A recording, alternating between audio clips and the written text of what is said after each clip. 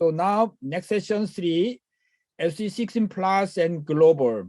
So now based on our own assessments of SDG implementation in Asia, now we are going to discuss globally SDG 16 in Asia. The first one, Ali Raja will introduce UN ESCAP report and also UN Secretary General report. As you know, we have two international report by UN, global one and the Asia. So he's going to address in terms of SDG 16 plus speakers. So first, let me invite Ali Raja, Jillani from APRCEM.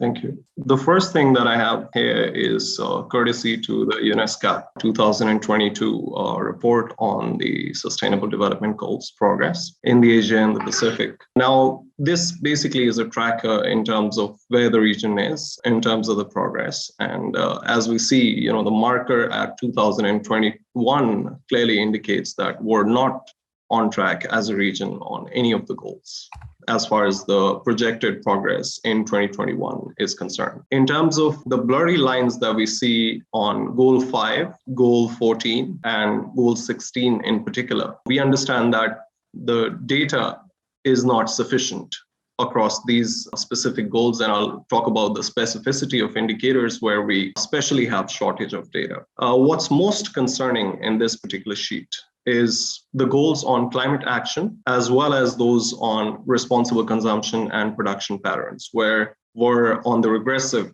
trends.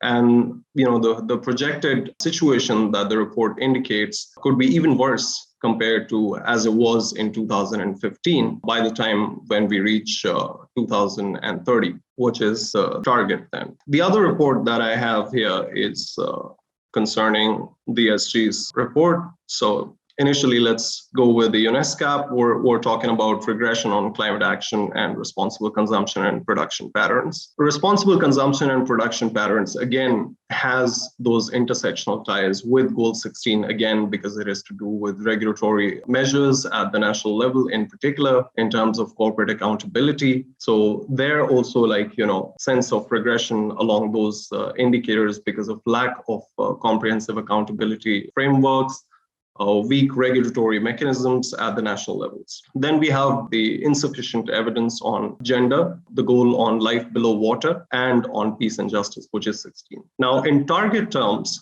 we're talking about 66% availability of data, meaning that the unknown is a humongous 34%.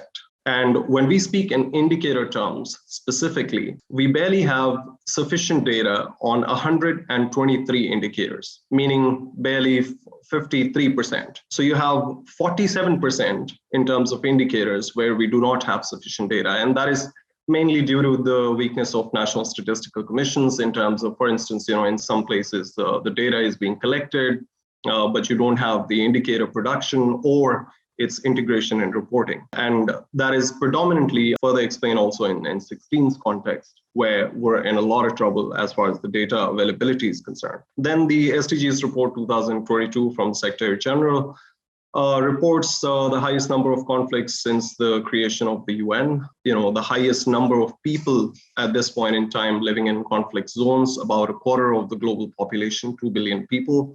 It also highlights one of the flashpoints in terms of Goal 16, which is over 100 million people forcibly displaced from their communities. It also alludes to cascading crises, compounding further vulnerabilities in terms of access to several facilities and, being on the verge of natural disasters and so on and so forth. One of the flashpoints, again, from this report also is the need for timely, disaggregated and high quality data.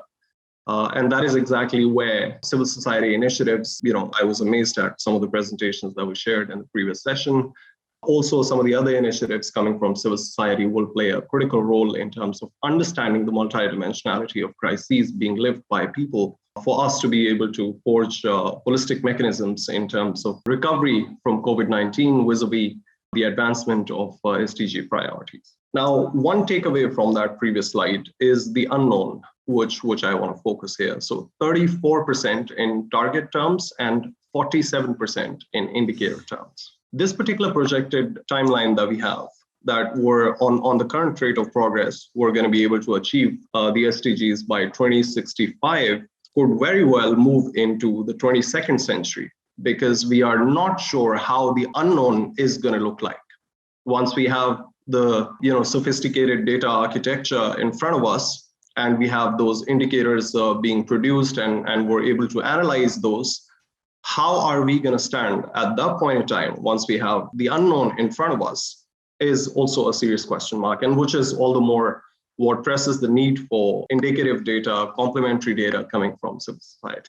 Now, a specific reflection from the UNESCAP's report as far as Asia Pacific is concerned. So this is the tracker of the sort where you have the green indicates barely one particular area where on the current rate of progress, we will be in a position to meet the target. However, this effectiveness of institutions is yet to be unpacked in conceptual terms.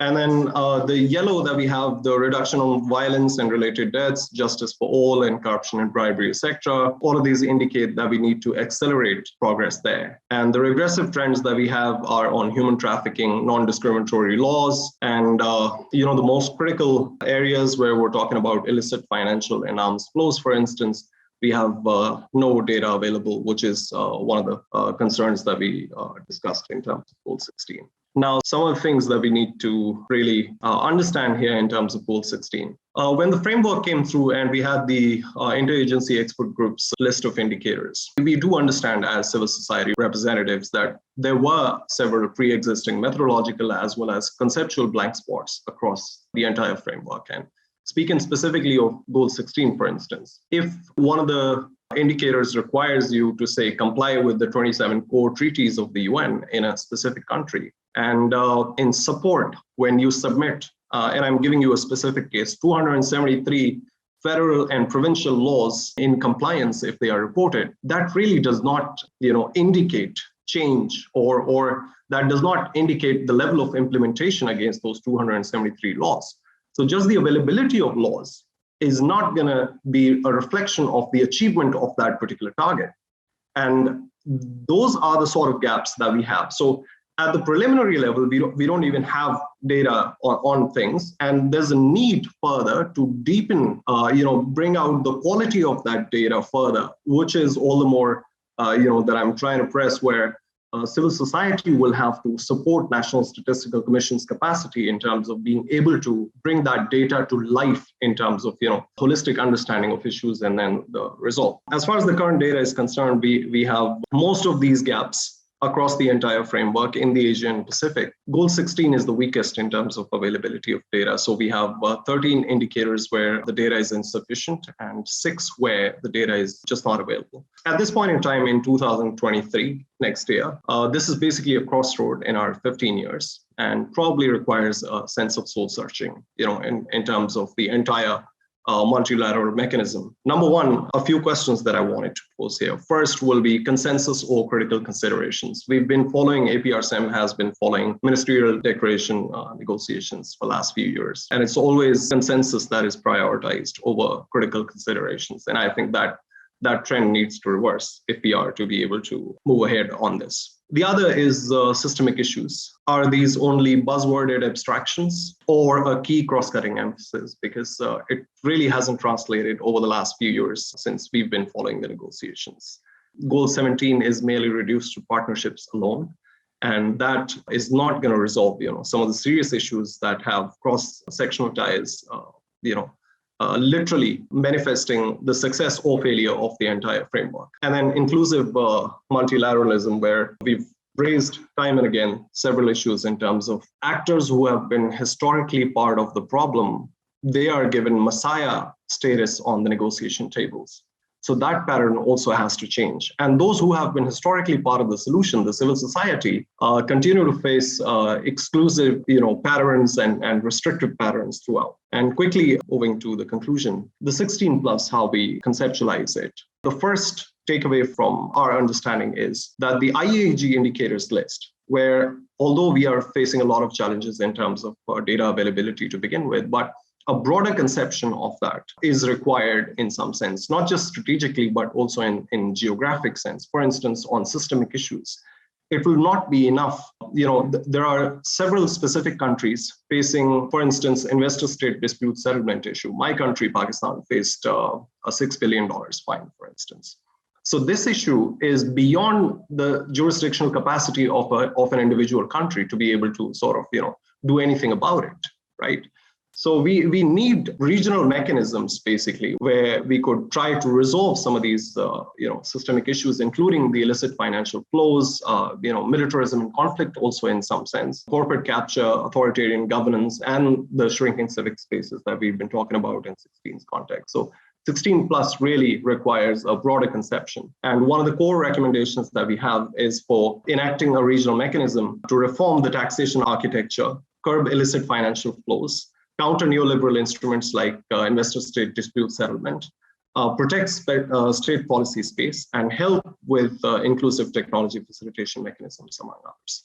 And lastly, if we really mean this to be inclusive multilateralism, the naivety has to go away across these negotiation processes, especially the ministerial declaration. So there has to be that political leadership and will that needs to be galvanized to see this as our collective roadmap for future. And that would then, perhaps translate into efficient accountability on common but differentiated responsibilities and respective capabilities, commitments, or those of official development assistance, or perhaps, some solidarities that we can create at the trans-regional level in terms of better advancement on the SDG priorities vis-a-vis the institutionalized and meaningful civil society participation across the planning, implementation, and review processes. So that's about it from my side. Thank you. Okay, thank you, Ali Jillani. Very excellent presentation, very informative and also very analytical. I think you gave a lot of food for thought and also analysis for our discussion. I think, especially in terms of SDG 16, what are all the structural issues, so-called UN language systemic issues, So thank you very much for enlightening us.